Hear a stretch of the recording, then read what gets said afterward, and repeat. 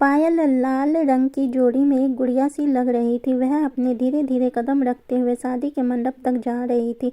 सभी लोगों की आंखें पायल को ही देख रही थी। देखते ही देखते पायल और नरेश की शादी संपन्न होती है और पायल की विदाई के बाद वह नरेश के साथ उसके घर चली जाती है। लेकिन जिन हजारों सपनों को वह अपने मन में लिए नरेश के घर जा रही थी, उसे नहीं पता था कि वह सपने उसके चकनाचूर हो जाएंगे।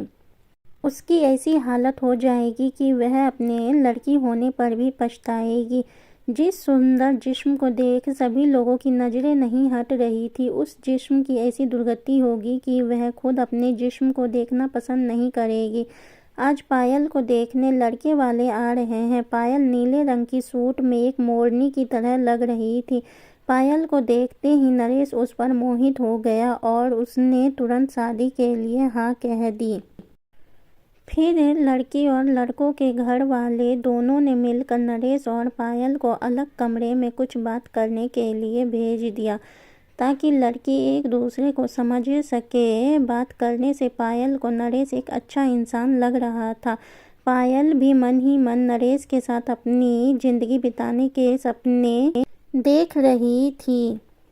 देखते ही देखते सभी घर वाले पायल और नरेश की शादी तय कर देते हैं। कुछ ही महीनों के बाद पायल और नरेश की शादी तय हो जाती है। लेकिन इस बीच में पायल और नरेश दोनों फ़ोन पर, कभी व्हाट्सएप पर, कभी ईमेल पर एक दूसरे से बात करते। पायल को बहुत नरेश अच्छा लगने लगा। अब तो पायल रात को बिस्तर पर सोते हुए भी नरेश के ख्यालों में ही रहती। उसे नरेश अपने सपनों के राजकुमार की तरह लग रहा था। पायल और नरेश को बात करते और शादी की तैयारियों में लगे हुए दिन कैसे निकल जाते हैं पता भी नहीं चलता। देखते ही देखते शादियों का दिन भी नज़दीक आ जाता है। एक तरफ जहां नरेश ने लाल और सुनहरे रंग की शेरवानी पहनी हुई, दूसरी तरफ पायल ने भी लाल रंग का शादी का जोड़ा पहना हुआ था। पायल उस जोड़े में बिल्कुल एक प्यारी सी गुड़िया लग रही थी। जैसे ही पायल शादी के मंडप पर आती है तो सभी लोगों की नज़रें पायल पर टिक जाती है। पायल धीरे धीरे करके अपने कदम अपनी नई जिंदगी की तरफ बढ़ा रही थी। शादी के मंत्रों उच्चारण के बीच बीच पायल और नरेश की शादी संपन्न हो जाती है और पायल की विदाई के बाद पायल नरेश के साथ उसके घर चली जाती है। नरेश के घर पर पायल का बहुत धूमधाम के साथ स्वागत किया जाता है और फिर बारी आती है पायल और नरेश की सुहाग रात की। पायल की नंद और उसकी जेठानी पायल को उसके कमरे तक लेकर जाती है। पायल भी खुशी खुशी अपनी नई जीवन में कदम रखते हुए अपने कमरे की तरफ जाती है। जैसे ही कमरे का दरवाज़ा खुलता है तो पायल अपने कमरे को देखकर बिल्कुल हैरान रह जाती है। पूरा कमरा फूलों से महक रहा था। पायल को ऐसे लग रहा था जैसे वह स्वर्ग में आ गई हो। फिर पायल को उसकी नंद उसके बिस्तर पर बैठा देती है और थोड़ी ही देर के बाद वह लोग वहाँ से चले जाते हैं। जब पायल अपने पूरे कमरे में अकेली बैठी हुई नरेश के आने का इंतज़ार करती रहती है, वह इंतज़ार की घड़ियाँ पायल को मन ही मन गुदगुदा रही थी। पायल नरेश का इंतज़ार कर ही रही थी, तभी अचानक से नरेश ने कमरे का दरवाज़ा और खोलते हुए ही वह पायल को देखकर बस देखता ही रह गया। फिर उसके धीरे से कमरे का दरवाज़ा बंद कर लिया। कमरे का दरवाज़ा बंद होते ही पायल थोड़ी सी सिमट कर बैठ गई। उसके मन में घबराहट ने और भी तेजी ले ली थी। पायल अपनी नज़रें नीची करी हुई बैठी थी। धीरे धीरे करके पायल के पास आता है और पायल के पास आकर बैठ जाता है। पायल ने नरेश का जैसा स्वरूप अपने मन में बनाया हुआ था, उसे सोच कर मन ही मन प्रफुल्लित हो रही थी।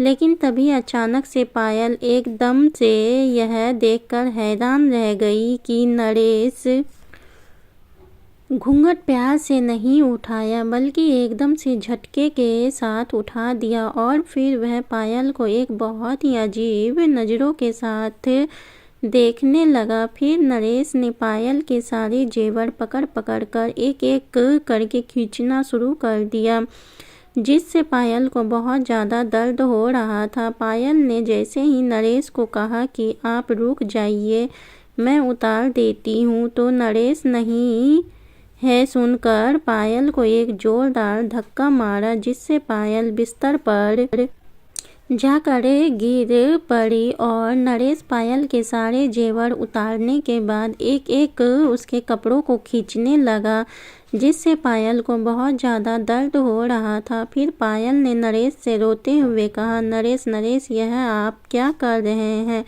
आप तो ऐसे नहीं थे, मुझे दर्द हो रहा है, मुझे छोड़िए। पायल की बात सुनकर नरेश एकदम से रुक जाता है और पायल की तरह घूरने लगता है। फिर नरेश पायल को घूरता हुआ उसे एक जोरदार चाटा मारता है और कहता है, तुम मेरी बीवी हो, मैं तुम्हारे साथ जो मर्जी कर सकता हूँ और तुम मुंह बंद करके चुप बैठी रहो।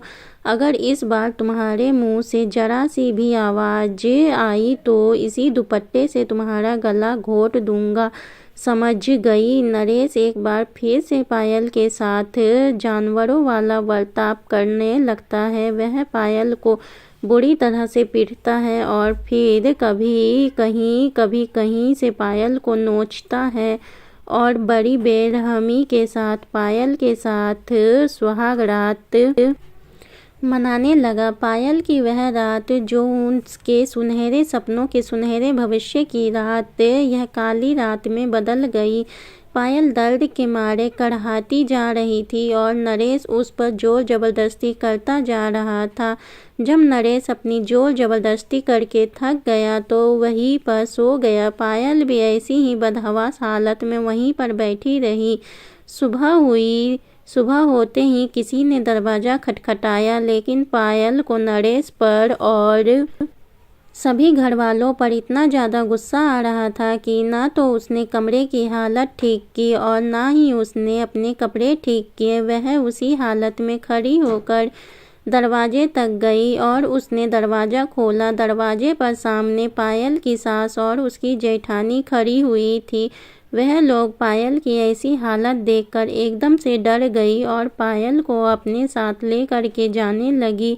फिर उन्हें पायल को एक कमरे में ले जाकर अच्छे कपड़े पहनने के लिए दिया, ताकि मेहमानों के आने से पहले पायल साफ सुथरी हो जाए। पायल ने कहा, नहीं, मैं अपने कपड़े बिल्कुल भी नहीं बदलने वाली नहीं हूँ। जिस तरह का बर्ताव नरेश ने मेरे साथ किया है, क्या ऐसा बर्ताव पति को अपनी पत्नी के साथ करना चाहिए? मैंने अपने घर वालों को फ़ोन कर दिया है, वह बस अभी आते ही होंगे।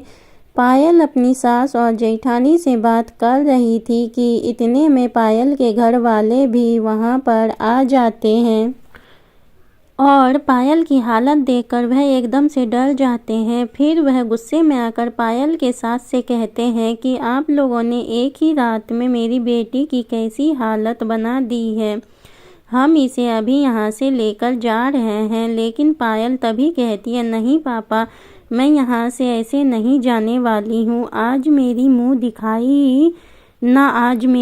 दिखाई होगी, इसी हालत में होगी।